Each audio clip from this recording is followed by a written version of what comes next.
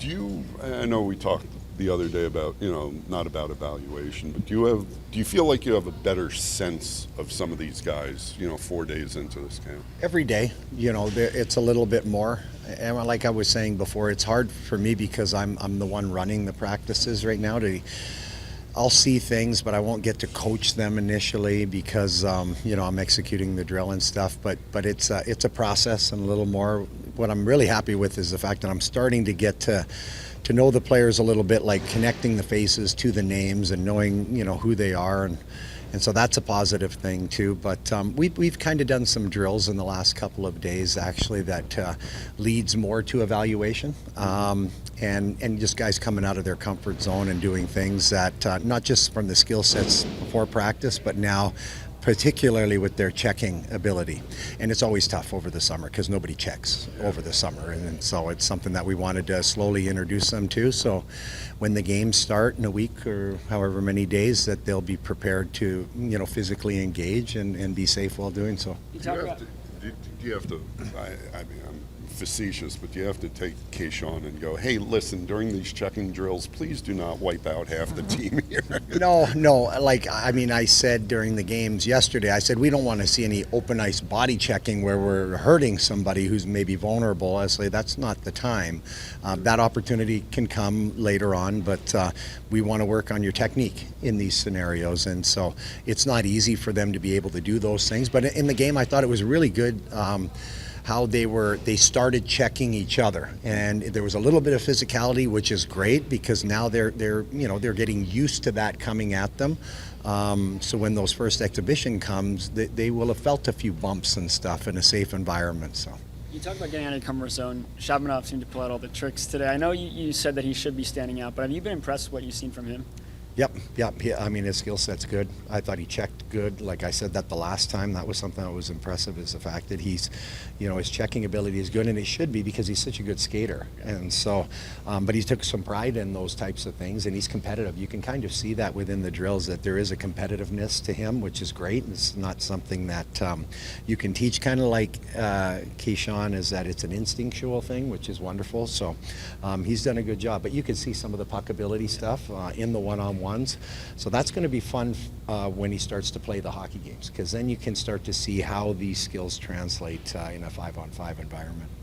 For a guy like Odelius, who obviously is overseas during the off season, I mean, how much contact do you have with some of those guys who are far away during the off season, and how is that putting faces to names in this week? Like, how important is it for the guys that maybe you don't get to see as much in the off season? Yeah, that's more the job of the development guys in the off season, to be the contact point with them. They're going to see enough of me all year that they don't want to hear from me in the summer. They need a break, kind of thing. But we obviously, that would be different next summer. This summer, I'm just getting to know guys, so I really would have nothing to give to them over the summer. So outside of being prepared when they come here to battle and compete for an opportunity, not just with the New York Islanders, but also with Bridgeport if they end up getting sent down. So we want a competitive environment, and that's what we're kind of setting the tone out there today, but this past week with the guys. With younger players, and just general blanket, younger guys whose game sometimes is predicated on their physicality. Is it a teaching process telling, to get them to that line without going over, or is that also instinctual, knowing how much is enough? Like in a camp like this, you mean? When they play. Oh no, when they play, we want to see what they are, but I want to teach them fundamentals within their checking. So there's that old saying, you can't paint stripes on a pussycat, right? You'd rather have a tiger. And if you can teach a tiger how to check properly, well, he's still a tiger inside, but you're just making him better and more efficient and more sound. But those instincts are within them, and so that's why I wish we had some exhibition games. So